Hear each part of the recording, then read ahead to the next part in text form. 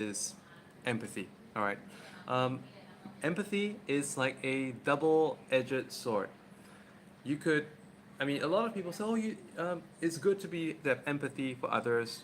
And what is empathy, right? Empathy is to be able to understand and feel the feelings of others. To basically, in put very simple terms, empathy is to be able to put yourself in someone's shoes, to be able to see from someone else's perspective.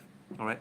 Um, and if you're dealing with people, if you're trying to, let's say, be persuasive, if you're trying to you're trying to make a sale. So you are in presentation. Your work involves presentations. So you present to people, you sell to people, and some of you, in order to fit into a community, to be able to put yourself into other people's shoes, to see things from their perspective, helps you to kind of get things to happen. All right.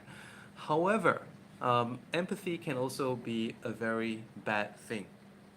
And I want to speak specifically to the males, right? I was once a beta male, and most of the time, males, we should strive to be the alpha or the sigma. And I don't mean sigma in terms of the teenager jargon these days, in terms of what they speak, or skibbity and sigma and all that. But sigma really is the highest form that males should look to become.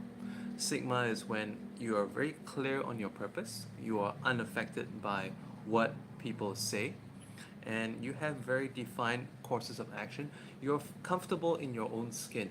You are okay with, being alone. You're okay whether or not you had company. All right, and it is different from being, say, a loner. It's kind of like being able to know your boundaries and to respect your private space. On the other hand, when we compare this with a beta male often is guilty of, perhaps, like, okay, let's talk about my beta male experience. I married my ex-wife, who is what a lot of people define to be as above average hot, like maybe in terms of looks, probably like a 8.5 upon 10 or something like that. Um, and when most males come across a female that is hot, right? They typically like kind of put her ahead of themselves. So because they've maybe like my ex-wife was actually one of the hotter women that I dated in the past, and as a result of that, I kind of like gave in to a lot of her demands.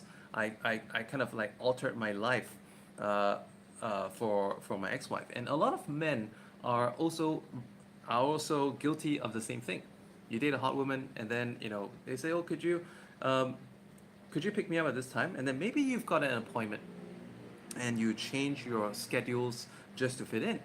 And over time, you find yourself constantly caving in to this person's needs. And before long, you start to adopt their thinking as well. All right. A lot of Singaporean men, I was from Singapore, um, a lot of Singaporean men have a fairly high earning power, right? But the thing is that because Singaporean women, on the other hand, are known to be very strong opinionated, and a lot of men who are not so comfortable in their own skin, they feel emasculated. So they date foreign women, and when they date foreign women, they often go for looks before a mental connection, and this often escalates in such a way that uh, these men who do not have a very high emotional intelligence, and once again, guilty as charged, I also didn't have a very high emotional intelligence back then. And what happened is that, like, when just because when you come across someone who's hotter, um, and they happen to have more emotional intelligence than you, then you start to create these mental associations that if they're correct in this, they might also be correct in that, and suddenly your emotional compass gets transferred outside of yourself into someone else, and that can be a problem It can be a big problem because um, suddenly you start seeing a lot of things from your partner's perspective, and if and most of the time, like I've seen a lot of successful men and businessmen and executives from Singapore, for instance, where I came from. They date these foreign women from Vietnam, Thailand, Taiwan, Indonesia, etc., who have a much lower education or work experience and income level. However, mentally, they started to see things from the woman's perspective, and okay, this is why I mean this is like a very long introduction to a topic that I really want to kind of bring across this message about empathy. I mean, empathy is good. Empathy, once again, for those who just came in, is putting yourself into someone else's shoes. But if you put yourself in someone else's shoes, like remember, the whole point of empathy is so that you can get things done. It is not for you to be sucked into a vacuum. All right. And on the flip side, we should use empathy in a different way. Instead of letting yourself use empathy to improve your life. Use empathy to help you embody what you want to manifest. For example, um, if there's someone that you respect, if it's you may disagree agree with the names I'm going to mention, and maybe you can comment in the video comments below who you respect, who are your idols in your life. Are there like some world figures, some top entrepreneurs, some celebrities? All right, for some people it could be Steve Jobs, Bill Gates, Elon Musk. By the way, I don't really agree with the whole Trump campaign. I mean that's just my thoughts, right? I don't agree with Elon Musk's support for Trump. And actually, but then again, there are many aspects of Elon Musk that his foresight, his vision, right? These are some of the good aspects. So once again, I'd love to hear who inspires you. Feel free to comment down beneath in the video comments. Um, when I like to mention in my videos that I was very influenced by Bill Gates in his philanthropic work. Um, in his philanthropic work, you see that he is doing all these programs to improve lives. Right, he's stamping out polio in third world countries, stamping out malaria with the Mosquitoes Project in Indonesia. In Rwanda, Africa, he's even got this waste cleaning project where not only is the problem of feces being managed, but it's being constructively used to generate electricity as well. All right, and a lot of us we're just so focused on how to cope with our life, how to survive, how to provide for our family, or how to feed ourselves the next day. And on the other hand, Bill Gates is spending millions of dollars, putting them out as prize money, organizing pitching competitions in universities and even overseas in colleges in China as well, for people to present their best proposals of what is going to be a good system to manage certain problems. And the reason why I like to share the Bill Gates story, and you can learn more about this on Netflix. It's actually on Netflix. It's a program called Inside Bill's Brain. Go watch it. It's really good documentary. And when after watching that, I think that like I was like, okay, so when bring back to this context, empathy, put yourself in someone's shoes. All right, as you watch programs like this, put yourself in their shoes. Put yourself in Bill Gates' shoes for a moment. And imagine what it would be like to see things from their perspective. If you were in those instances, all right, as you watch these documentaries, let's use empathy in this way. So as he's walking the grounds of Africa, as he's walking, and inspecting the malaria problem in Indonesia, as he is looking around, trying to solve, let's say, walking around the villages where he sees a huge number of people with polio. And by the way, he contributes so much to the stamping out of polio in third world countries. But imagine being in those situations, looking at the people, looking at the world through his eyes at that time, right? And then later on, fast forward to the future.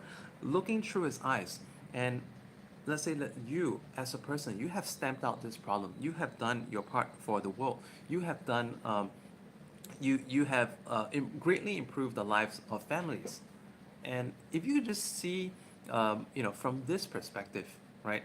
Like, using empathy in this way, putting yourself in the shoes of the person that you admire, all right? And then we embody these principles. This is how we can use empathy for our benefit, for our improvement. And empathy is actually a really, really powerful tool in that sense. And like I mentioned, empathy is, if you are if you are involved in sales, if you're involved in teaching and inspiring people, um, in order to get someone to where we want them to be. For example, if you are a teacher and you have a student that you need to teach something to, and maybe their preconceived notion could be that math is tough, physics is tough. But if you could put yourself back in their shoes, and it's like, well, I may understand that you think that this is tough because at this point of time, it's very hard to get your brain around these certain things. But if I could show you a way, and I used to feel that way too, but then I found out that blah, blah, blah, blah, blah, all right? Then you can help this student who's struggling with math, struggling with physics, bridge this gap to being able to pass his test, pass his exam, right? So this is a good use of empathy. Um, I know some of you are like too nice, and I was guilty of being too nice in the past as well. I'm still nice. But there's a difference between being nice and not respecting your personal boundaries. Comment below if you agree. And being nice to a point that you have an erosion of yourself. The problem with a lot of nice people, and nice guys especially, is that you basically always and every time see things from other people's perspectives, and you try to embody everyone, and not everyone is of a good frequency. In manifestation, we believe that everything is at a frequency, uh, everything that we want is at a certain frequency, and we need to raise ourselves to the frequency if we're not there. But similarly, if certain things are at a lower frequency, and if you just, I mean, you need to remember in the days you may have come across like a sketch or a picture or in a cartoon where people wear these aluminum foil hats. And what are they for? It is to protect your brain from attack, uh, from external mental attacks. It's to kind of shield your. This is really like a joke, right? It's to shield yourself from the wrong influences. But as a matter of fact, it is actually very important. We have to choose what influences we want to allow to get to us or not. Okay, so empathy is something that is a tool of communication, but can also be a weapon of destruction against yourself. So you use it very wisely. Um, we humans are like we are meant to be community. I mean, we can be solo, but we also can be in communities, and but sometimes some of you probably already know it. You've been in environments when you have been looked down upon, you've been discouraged, you've been made fun of, and there are just some social situations that is not enjoyable to be in at all. And on the other hand, let's say if you go to a team building event, you go to a seminar that teaches you to become a better person, you learn new skills, you break existing habits that do not serve you and instead acquire new skills and habits that increase your character, increase your potential, increase your worth. All right. Contrast, think of a recent situation where you were in one of those seminars or team building events where you felt that your value was being elevated. All right. And remember and try to think of how at that point of time that your improvements in your personality was through embodying and feeling emphatic, putting yourself into the shoes seeing people, seeing the situation and the challenge from different people's perspectives. Maybe the people around you working on the project at that particular time.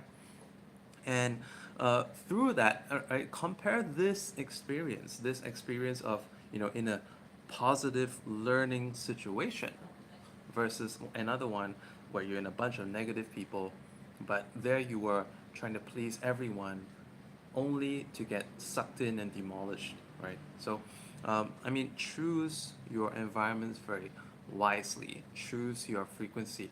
And for those of you who are already inside of my manifestation community, the link is in the video description. I just put up a post, all right? I just put a post. Humans, we feel different emotions, and depending on the emotions that we feel, like if we are feeling angry, it's maybe because the situation that's played out in front of us is not in a certain way that we want. If we're feeling fear, there could be different motivations behind that as well. And use your intuitions, to kind of steer you in the right directions. Live your life very, very consciously. If you want to manifest something great, you really have to select your frequency, embody what you want, what is good for you, and disembody what is not good for you. All right, so that's my message for you today. I hope this is helpful to you. And for those of you who want to learn more about how to manifest, please subscribe to my channel. I've got many great videos on various aspects of manifestation. I should have introduced this earlier, but I mean, through the last 1.5 year, I've actually brought many things about into my life, and one of the highlights of that was to get myself out of a very toxic relationship of narcissistic abuse, and also I've manifested multiple job promotions within a very short period of time, and multiple various wealth inflows. So I've lots of those shared on my other videos, and I also have like long form tutorials on how to manifest your life starting from ground zero. All these can be found inside of my community. Check out the link in the video description. It's actually currently free to join. I do plan to charge after I hit 50 members. So I look forward to seeing your introductions inside of my group. I hope to hear from each of your sharings. When you come into my group, introduce yourself. What are things you want to manifest? What have you tried manifesting? And how things have been working out for you? What are the challenges that you faced?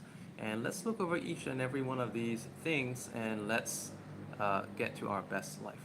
Thank you.